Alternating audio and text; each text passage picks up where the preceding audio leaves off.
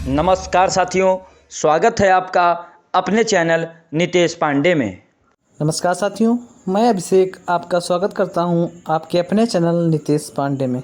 साथियों, जैसा कि आपको अवगत है कि हमारे चैनल पर जंग यूपी टेट एंड सीटेट का बैच चल रहा है, जिसमें आपको एक बेहतर तैयारी कराई जा रही है। उसी कड़ी में मैं आपको हिंदी सब्जेक्ट पढ़ा रहा हूं। हिंदी सब्जेक्ट में अभी तक आपके 7 क्लासेस हो चुकी हैं, जिसमें मैंने वर्णमाला, संधि और संज्ञा पढ़ा दिया है और रचना एवं वचनाकार भी पढ़ा दिया है। आज इस 8वीं क्लास में मैं आपको सर्वनाम से संबंधित जितनी भी चीज़ें हैं वो सारी बताऊंगा, उसके भेद बताऊंगा, सर्वनाम के भेद और उन प्रश्न पेपर में कैसे क्वेश्चन आते हैं वो सब सारी चीज़ें आपके इस वीडियो लेक्चर में डिस्कस करी जाएंगी। तो आशा करता हूँ आपको वीडियो पसंद आएगी और आप वीडियो को लाइक करेंगे, अपने अन्य साथियों तक शेयर करेंगे और हमारे चैनल को सब्सक्राइब करेंगे। तो चलिए स्टार्ट करते हैं आज का अपना सेशन सर्वनाम, जिसमें मैंने आपको जितनी भी चीज़ें हैं वो आपको डिस्कस करी जाएंगी। तो चलिए स्टार्ट करते हैं। ये देखते हैं आज का अपना सेशन, जिसमें मैं आपको सर्वनाम टॉपिक पढ़ाऊँगा। तो चलिए, तो सर्वनाम क्या होता है देखते हैं। पूर्ववर्ती संज्ञाओं के स्थान पर प्रयुक्त होने वाले शब्द अर्थात सर्वनाम ऐसे शब्द होते हैं जिनका प्रयोग किसी के भी नाम के स्थान पर होता है। ठीक है भाई, संज्ञा के स्थान पर प्रयुक्त होने वाले शब्द क्या कहलाते हैं? संज्ञा सर्वनाम। जैसे लिखा है राम जाता है, क्या लिखा है? राम जाता है। अब राम तुम्हारा दोस्त है तो तुम क्या कहोगे? वह जाता है। वह अगर कह दें वह जाता है तो संज्ञा के स्थान पर प्रयुक्त हुआ वह, तो वह क्या हो गया भाई? वह हो गया सर्वनाम। ठीक, तो संज्ञा के स्थान पर प्रयुक्त होने वाले शब्दों को क्या कहते हैं? सर्वनाम कहते हैं। ठीक है, तो आशा करता हूँ आपको सर्वनाम पता चल गया क्या होता है। तो जैसे राधा सुबह जल्दी उठती है, राधा इसमें क्या है? राधा नाम है तो ये संज्ञा हो जाएगी। फिर वह खाना बनाती है। अब देखिए, अब यहाँ पे फिर से राधा लिखते तो इसलिए तो थोड़ा ऑड लगता है, इसलिए वह लिख दिया गया। वह क्या हो गया? राधा के लिए प्रयुक्त हुआ है, इसका मतलब वह क्या हो गया? सर्वनाम हो गया। वह खाना बनाती है और है वह खाना लेकर फिर वह वापस जाती है। यहाँ पे बार बार वह प्रयोग किया जा रहा है, ये सब क्या है? सर्वनाम है। ठीक, उपरोक्त वाक्य में अब क्या इसका स्पष्टीकरण क्या दिया गया है? उपरोक्त वाक्य में वह सर्वनाम का प्रयोग करके संज्ञा की पुनरावृत्ति को रोकने का उपाय किया गया। भाई वह, अब यहाँ पर बार बार राधा लिखते हैं बाकी जगह पे, तो कितना ऑड लगता है। इसलिए भाई बार बार नाम की पुनरावृत्ति ना करने पड़े, इसलिए सर्वनाम शब्द का प्रयोग हम लोग करते हैं। ठीक है, अब भाई देख लेते हैं। आशा करता हूँ आपको सर्वनाम समझ में आ गया होगा क्या होता है सर्वनाम। अब देखते हैं भाई सर्वनाम के भेद कितने होते हैं। सर्वनाम के भाई 6 भेद होते हैं। कितने? सर्वनाम के 6 भेद होते हैं। कौन कौन से देखते हैं। सर्वनाम के पहला भेद जो होता है वो होता है पुरुषवाचक सर्वनाम। कौन सा? पुरुषवाचक सर्वनाम पहला भेद होता है। उसके बाद होता है अनिश्चयवाचक, तीसरा होता है निश्चयवाचक, चौथा होता है प्रश्नवाचक, पांचवा होता है संबंधवाचक, छठा होता है निजवाचक। ये 6 भेद होते हैं, आप अभी याद कर लीजिए। पुरुषवाचक, निश्चयवाचक, अनिश्चयवाचक, ये तो हो जाएगा। पुरुषवाचक, निश्चयवाचक, अनिश्चयवाचक और प्रश्नवाचक आपको पता ही है। अब 2 याद करने हैं, संबंधवाचक और निजवाचक। संबंधवाचक और निजवाचक कौन कौन से, एक बार फिर से बताइए आप। पुरुषवाचक, निश्चय, अनिश्चय, इतना याद हो गया। पुरुषवाचक, निश्चय, अनिश्चय। अब प्रश्नवाचक तो होता ही है, प्रश्नवाचक सर्वनाम। और संबंध बता दिया गया, संबंध और निज। ये इतना आपको याद करने हैं कि 6 भेद होते हैं सर्वनाम के। सबके भेद जानना आप लोगों के लिए ज़रूरी है। ठीक है, अब देखते हैं भाई पुरुषवाचक सर्वनाम क्या होता है। व्यक्तिवाचक संज्ञा, हमने आपको संज्ञा पढ़ाई है, उसमें आपको व्यक्तिवाचक संज्ञा बताई गई है। ठीक है, संज्ञा के स्त्रीलिंग पुल्लिंग शब्दों के स्थान पर प्रयोग किए जाने वाले शब्द पुरुषवाचक सर्वनाम कहलाते हैं। व्यक्तिवाचक संज्ञा के स्त्रीलिंग ऑब्लिक पुल्लिंग शब्दों के स्थान पर प्रयोग किए जाने वाले शब्द क्या कहलाते हैं? पुरुषवाचक सर्वनाम कहलाते हैं। इसके 3 भेद होते हैं। कितने? 3। उत्तम पुरुष, मध्यम पुरुष और अन्य पुरुष। उत्तम, मध्यम और अन्य। ठीक, उत्तम पुरुष, मध्यम पुरुष और अन्य पुरुष। ठीक, ये 3 भेद होते हैं। उत्तम पुरुष में भाई कौन कौन से आते हैं? मैं, और एक वचन में आता है मैं, और हम क्या आता है? बहुवचन में। व्यक्ति के लिए व्यक्तिवाचक में क्या होता है, जो एक स्पेशल व्यक्ति के लिए प्रयोग किया जाता है तो वो व्यक्तिवाचक संज्ञा होती है। उसमें उत्तम पुरुष में जो संज्ञा होती है उत्तम पुरुष कहलाती है। मैं और बहुवचन क्या होता है, बहुवचन में जो प्रयुक्त हो सर्वनाम उससे उत्तम पुरुष के बहुवचन में हम होता है, ठीक है। मध्यम पुरुष के बहुवचन एक वचन में तुम होता है, बहुवचन में क्या होता है, तुम लोग तुम सब होता है। ऐसे ही वह अन्य पुरुष में कौन कौन से हैं, वह हो गया, आप हो गए, और बहुवचन में क्या, वे लोग, आप सब। ये सब क्या होते हैं, तो 3 प्रकार के होते हैं। कौन सा, पुरुषवाचक सर्वनाम। कौन से, पुरुषवाचक सर्वनाम। तो आपको पता चल गया पुरुषवाचक सर्वनाम क्या होते हैं। अब देखते हैं उत्तम पुरुष, ये वाला उत्तम पुरुष क्या होता है, कौन सा, ये वाला उत्तम पुरुष भाई जो है ये क्या होता है, सेकंड, ये कौन सा होता है, देखते हैं। जिन शब्दों का प्रयोग बोलने वाला खुद के लिए करता है, इसके अंतर्गत क्या आता है, मैं, मेरा, मेरी, मेरी, मुझे, मुझको, हम, हमें, हमको, सा, हमारा, हमारे, हमारी आ जाते हैं, ठीक। जिन शब्दों का प्रयोग बोलने वाला खुद के लिए करता है, भाई हम बोल रहे हैं कुछ, जैसे मैं बोल रहा हूँ मैं फुटबॉल खेलता हूँ, ठीक, या बोल दूँ मैं आपको पढ़ाता हूँ, तो मैं क्या हो गया, इसमें उत्तम पुरुष हो गया, क्या हो गया, उत्तम पुरुष, ठीक। मैं क्या हो गया, उत्तम पुरुष हो गया। जैसे हम दो हमारे दो, इसमें हम क्या हो गए, हम और हमारे क्या हो गए, ये हमारे उत्तम पुरुष हो गए, ठीक। मध्यम पुरुष क्या होता है, जिन शब्दों का प्रयोग सुनने वाले क्या कहते हैं, जो आप सुन रहे हैं, जैसे मैं आपको पढ़ा रहा हूँ और आप क्या कर रहे हैं, आप सुन रहे हैं, क्या कर रहे हैं, सुन रहे हैं, तो आप लोग क्या हो गए,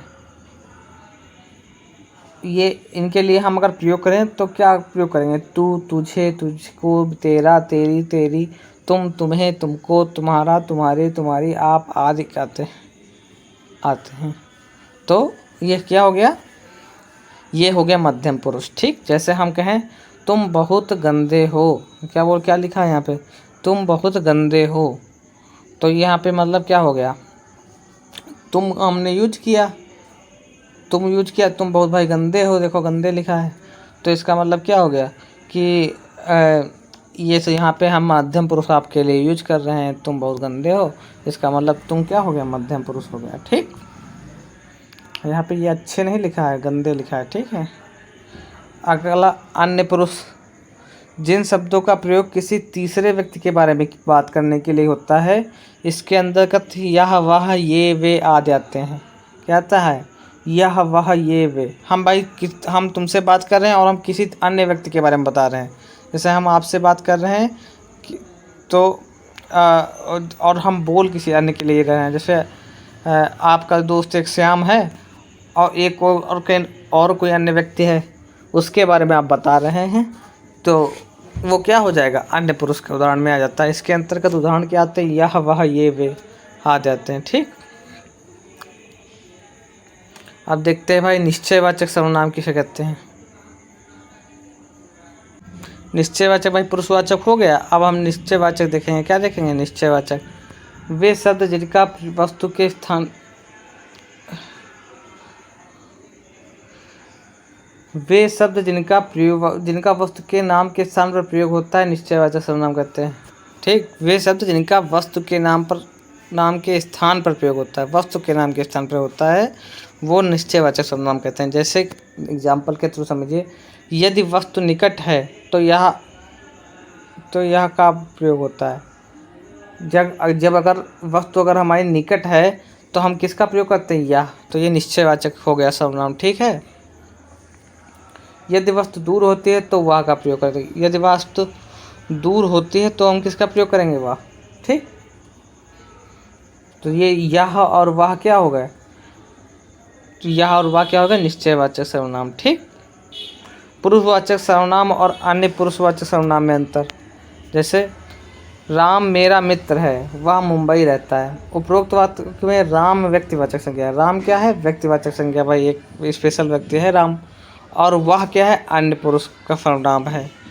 तो इसमें दोनों में आप फर्क समझ रहे हैं, राम जो है व्यक्तिवाचक संज्ञा है और वह अन्य पुरुष सर्वनाम है, तो इसमें अंतर आप समझ आइए क्या है, कि एक व्यक्तिवाचक संज्ञा है, दूसरा ये पुरुषवाचक संज्ञा है या इसको हम कह लें पुरुषवाचक सर्वनाम। अन्य वह अन्य पुरुष सर्वनाम है। ठीक है, तो दोनों आपके अर्थ समझ गए। यह मेरा मोबाइल है और वह राम का मोबाइल है। उपरोक्त वाक्य में यह और वह निश्चयवाचक, इसमें यह और वह क्या है? निश्चयवाचक। अभी आपको बताया यह और वह क्या होते हैं? निश्चयवाचक सर्वनाम। अनिश्चयवाचक सर्वनाम क्या होता है? अनिश्चित व्यक्ति या वस्तु के नाम के स्थान पर प्रयोग होता है। कोई भी अनिश्चित है, मतलब कि उसका पता नहीं है कि है भी कि नहीं। कोई शब्द का प्रयोग अनिश्चित प्राणी के लिए। कोई और कुछ क्या होते हैं? अनिश्चयवाचक। ये प्रश्न आता है आपके पेपर में कि अनिश्चय निम्न में से निश्चयवाचक सर्वनाम क्या है, तो आप क्या बोल देंगे? यह और वह। और निम्न में से अनिश्चयवाचक सर्वनाम कौन है, तो इसमें आप बोलेंगे कोई और कुछ। ठीक, अनिश्चयवाचक कौन से सर्वनाम है? कोई और कुछ। संबंधवाचक सर्वनाम दूसरी संज्ञा सर्वनाम से संबंध दिखाने के लिए प्रयुक्त किए जाने वाले शब्द संबंधवाचक सर्वनाम कहलाते हैं। जैसे जो करेगा सो भरेगा, जैसा करोगे वैसा, जो जगेगा सो पाएगा। तो जो सो इसमें कौन से संबंधवाचक हो गए? जो हो गया, सो हो गया, जैसा वैसा, जो सो, ये सब जो सो जैसा वैसा क्या हो गए? संबंधवाचक। दूसरी संज्ञा सर्वनाम को संबंध दिखाते हैं। जैसा वैसा एक दूसरे संबंध है, तो ये संबंधवाचक सर्वनाम हो जाएगा। देखो कौन कौन से याद कर लीजिए, हमने चारों याद कर। पहला होता है निश्चयवाचक, उसमें कौन कौन से होते हैं? यह और वह। फिर दूसरा होता है निश्चयवाचक, उसमें क्या होता है? कोई कुछ। तीसरा होता है संबंधवाचक, उसमें क्या होते हैं? जैसा वैसा, जो सो। तो तीनों आपको याद हो गए। ठीक, अब आता है भाई प्रश्नवाचक। इसमें प्रश्न में पूछने प्रयुक्त सर्वनाम को प्रश्नवाचक सर्वनाम कहते हैं। भाई प्रश्न पूछा जाए जहाँ, वहाँ आप तुरंत दाव ना देखेंगे ताव तुरंत लगा देंगे कौन सा सर्वनाम है, प्रश्नवाचक सर्वनाम है। ठीक है, तो ये तो आपको बताने में कोई है नहीं है, जरूरत नहीं है। अगला देखते हैं निजवाचक सर्वनाम। जहाँ भी सर्वनाम शब्द आप का तात्पर्य चाहे निज, स्वयं, खुद के बल पर, खुद से, स्व, खुद के बलबूते, अपने दम पर इत्यादि का बोध होता है, वहाँ निज वाचक सर्वनाम। मतलब अपने आप का, अपने आप चला जाएगा। जैसे कुछ भी बोला, मत छोड़ो आप चला जाएगा, मतलब अपने आप चला जाएगा। अपने आप के लिए मतलब खुद के लिए तात्पर्य निकले वहाँ पे। ठीक है, तो वहाँ क्या होता है? निश्चयवाचक में।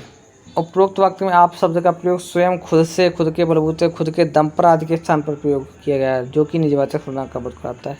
ठीक, तो आपको पांचों सर्वनाम के भेद आप चले गए हैं, समझ गए हैं। अब हिंदी में कुल 11 सर्वनाम होते हैं। ये आप पेपर में टेट में आ सकता है। हिंदी में कुल कितने सर्वनाम होते हैं? 11 सर्वनाम होते हैं। कौन कौन से? मैं, तुम, यह, वह, कोई, कुछ, क्या, कौन, जो, सो, आप। तो ठीक, आप याद कर लीजिए। मैं तुम क्या हो गए? इसमें ये हो गए मैं तुम क्या हो गए? एक मिनट, आप याद करिए। मैं तुम मैंने पुरुषवाचक बताया, पुरुषवाचक। ठीक, यह वह, यह मैंने निश्चयवाचक बताया। क्या है? निश्चयवाचक, निश्चयवाचक। ठीक, कोई कुछ अनिश्चयवाचक। क्या? अनिश्चयवाचक। क्या, कौन, प्रश्नवाचक, प्रश्नवाचक। ठीक, जो सो क्या बताया हमने? संबंधवाचक। क्या? संबंधवाचक। ठीक, और आप क्या बताया मैंने? आप बताया मैंने निजवाचक। तो आपको सारे 11 सर्वनाम के पता चल गए हैं। ये सब आप याद कर लीजिए, तो आप इसको भेद भी पता चल जाएंगे। तो ये इतना ही था सर्वनाम में। इसके सर्वनाम क्या होता है, सर्वनाम के भेद। तो आशा करता हूँ आपको ये वीडियो पसंद आई है।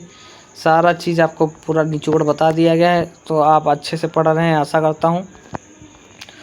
तो अगर आपको वीडियो अच्छी लगी है तो वीडियो ज़रूर लाइक कीजिए। अगर आपको इस वीडियो की PDF फाइल चाहिए तो हमारे टेलीग्राम चैनल को ज़रूर ज्वाइन कीजिए। टेलीग्राम चैनल का लिंक हमारे वीडियो के डिस्क्रिप्शन में दिया गया है। वहाँ पे जाके आप आराम से हमारे चैनल को ज्वाइन कीजिए, और ज्वाइन करेंगे तो तुरंत वहाँ पे सारी PDFs अवेलेबल है। वहाँ से आप जाके डाउनलोड कर सकते हैं और अपनी स्टडी के लिए एक बेहतर तैयारी कर सकते हैं। अगर आपको वीडियो अच्छी लगी तो लाइक कीजिए, और हमारे चैनल को ज़रूर सब्सक्राइब कीजिए, तथा अपने DLED के अन्य मित्रों के साथ ज़रूर शेयर कीजिए। आपके एक शेयर और लाइक से हम लोग सबको बहुत मोटिवेशन मिलता है। तो आशा करता हूँ कि आप ये सब ज़रूर करेंगे।